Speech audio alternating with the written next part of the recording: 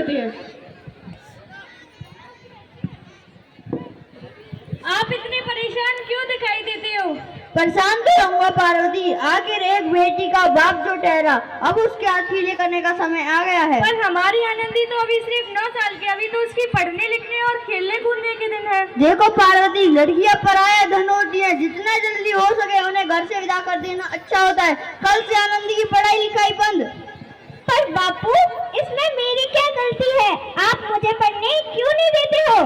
तेरी गलती है कि तू एक लड़की है, लड़का होती तो क्या बापू, लड़का होती तो क्या? ए लड़की, ज्यादा जवान ना चला, जवान अलग से खींचकर बाहर फेंक दूंगा। पर बापू, मैं पढ़ लिख कर कुछ बनना चाहती हूँ, मेरी पढ़ाई ना रोको बापू। आनंदी, तुझे पढ़ना है तो पढ़, लेकिन सारी उम्र बाप की छाती पर बोझ बन करना बस।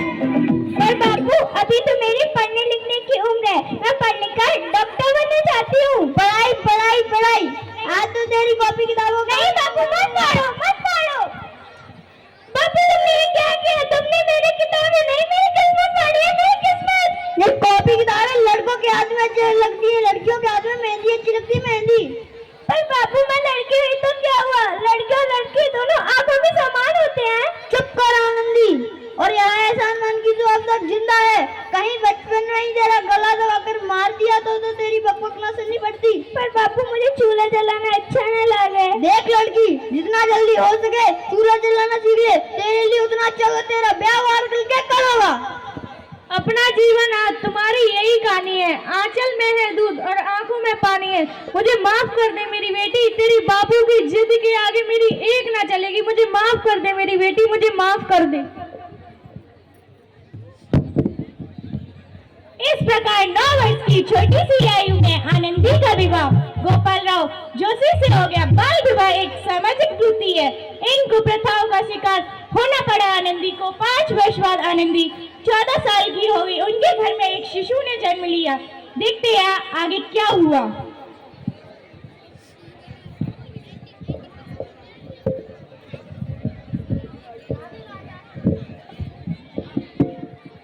आनंदी, देखो मैं तुम्हारे लिए क्या लाया हूँ। ये किताबें किसकी है? ये किताबें तुम्हारी पढ़ाई के लिए है। अभी से ही? तुमने शादी के समय मुझे वचन दिया था कि तुम पढ़ोगी, तब से तुम्हारी पढ़ाई शुरू। अगर आस पड़ोस में किसी को पता चला तो कितनी बदनामी होगी। लोग थू करेंगे। औरतें घर का काम करते हुए शोभा देती हैं। बाकी सब मैं संभाल लूंगा। ये सब बाद में देख लूंगी। देखिए ना, उसका बुखार उतर ही नहीं रहा। मैंने तुमसे कहा था कि अस्पताल में जाकर प्रसव करवा लेते हैं, पर तुमने मेरी एक न सुनी। ऐसे समय बच्चे और माँ का अस्पताल में होना जरूरी होता है। ना जी, मर्द के हाथों प्रसव कराने में लाज आती है। किसी अस्पताल में कोई महिला डॉक्टर नहीं है।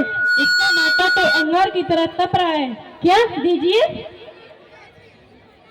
दादा, जल्दी से वैद्य जी को बुलाएं। ये तुम क्या कर रही हो आनंदी? भगवान की विभूति लगा रही हूँ। ये सब अंधविश्वास है आनंदी। आप यकीन तो कीजिए, इसका माथा ठंडा हो रहा है। उठो मुन्ना, आगे खोलो, तुम्हें तुम्हारी माँ बुला रही है। देखिए ना, उठ भी नहीं रहा, आंखें भी नहीं खोल रहा। आनंदी, उठो मुन्ना, आगे खोलो।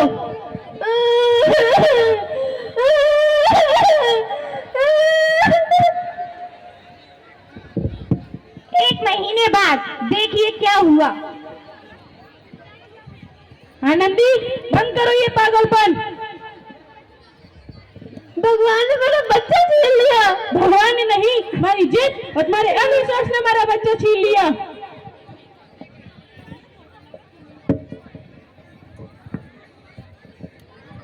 अब मैं अनपढ़ नहीं रहूंगी, नहीं रहूंगी मैं अनपढ़। मैं पढ़ूंगी। कल किसी माँ को इलाज के अभाव में अगर अपना बच्चा ना खोना पड़े, मैं पढ़ूंगी। अब भाई, मुझे तो पता ही नहीं सूरज पृथ्वी के चक्कर काटता है। अरे सूरज पति की नहीं, पृथ्वी सूर्य के चक्कर लगाती है, समझी गवार? आप मुझे गवार से मत बोलिए ना। तो बेचकर इस गोपाल राव ने अपनी बीवी को कौन पढ़ाता है भैया? बल लेकर उन्हीं के घर पर नाचेगी, कब पता चलेगा। कलयुग है भैया, कलयुग। एक के चक्कर में पूरी दुनिया को देखना पाताल हो जाएगी। क्या हुआ? कुछ नहीं। बेहतर, अब चलो। आनंदी, तुम्हें शिष्यवती मिली है। ये लो तुम्हारे अमेरिका टिकट।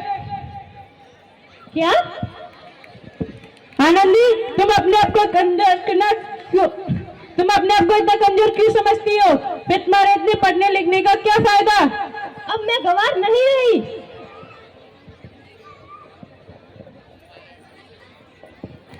7 अप्रैल 1883 को आनंदी अमेरिका के पेंसिल्वेनिया को रवाना हुई। 11 मार्च 1886 को डॉक्टर ऑफ मेडिसिन की उपाधि हासिल की।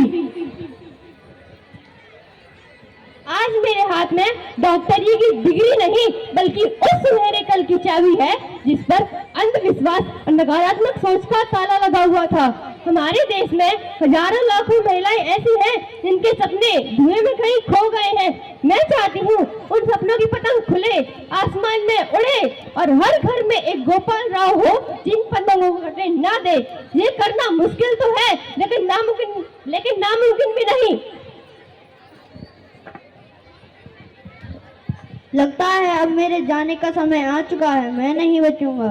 ऐसा मत बोलो, शहर के सिटी हॉस्पिटल में अमेरिका से डिग्री लेकर कोई बड़ा डॉक्टर आया है, चलो चलकर उसे दिखा लेते हैं। हाँ सही बोला भैया आपने, कम से कम दिल की तसल्ली तो मिलेगी। हाँ हाँ चलो चलो जल्दी चलो।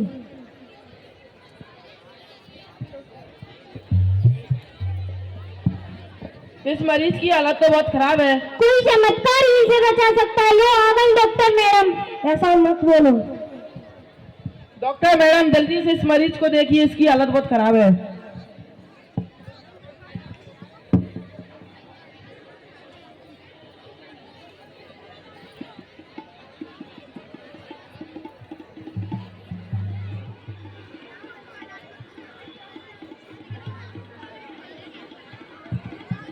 आप कुछ ही देर में बिल्कुल ठीक हो जाएंगे।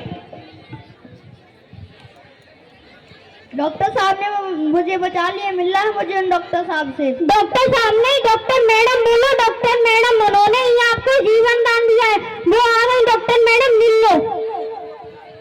डॉक्टर मैडम आपका बहुत बहुत धन्यवाद है। मैं गरीब भला आपको क्या दे सकता हूँ? वचन वचन? वचन चाहिए मुझे कि कभी ये नहीं कहोगे कि लड़कियां कुछ नहीं कर सकती। ये कैसा वचन? अरे श्यामलाल, तुमने पहचाना नहीं, ये तुम्हारी बेटी आनंदी है। आनंदी? मेरी बेटी आनंदी डॉक्टर?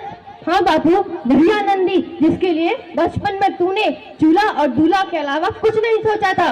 मेरी बच्ची मुझे माफ कर दे, मेरी बच्ची मुझे माफ कर दे। हाँ बापू, वही आनंदी जिसके बचपन में ही हाथ पीले करके उसकी सारी जिंदगी काली कर देना चाहते थे। मेरी बेटी मुझे माफ कर दे, मेरी बेटी मुझे माफ कर दे। नहीं बापू, मैंने तेरा एहसान चुकाया है जो तूने मुझ पर बचपन में किया था। ताने सुना सुनाकर जीते जी मार डाला था मुझको। अब बोलो किस किस को मारेंगे? उपकार मानता हूँ मैं तुझ जैसी बेटी का जिसने मुझसे सारी कुछ ना मांगा तो सिर्फ बराबरी का दर्जा मांगा, वरना सच तो है कि मैं तेरी माफी के लायक ना हूँ। मेरी बच्ची मुझे माफ कर दे। अपने बापू को क्या माफ नहीं करोगी आनंदी? माफ कर दो। अगर सुबह का भूला शाम को घर आया है तो उसे भूला नहीं कहते। आपने ही तो बोला था कि किताबें सिर्फ बेटों के हाथ में अच्छी लगती है, बेटियों के हाथ में तो सिर्फ मेहंदी अच्छी लगती है। बेटी और बेटों में फर्क करना आंखों में फर्क करने के समान है। एक का पढ़ना तो एक का ना पढ़ना सामाजिक अंधकार है बापू, सामाजिक अंधकार। मेरी बच्ची मुझे माफ कर दे, मेरी बच्ची मुझे माफ कर दे। हाँ बापू, मैंने तुम्हें माफ किया। इस प्रकार आनंदीबाई जोशी ने अपनी मेहनत और अटूट इरादे से न केवल भारत की पहली महिला डॉक्टर बनी बल्कि आगे चलकर उन लड़कियों के लिए सुनहरा रास्ता दिखाई जो अपने जीवन में कुछ करना चाहती है।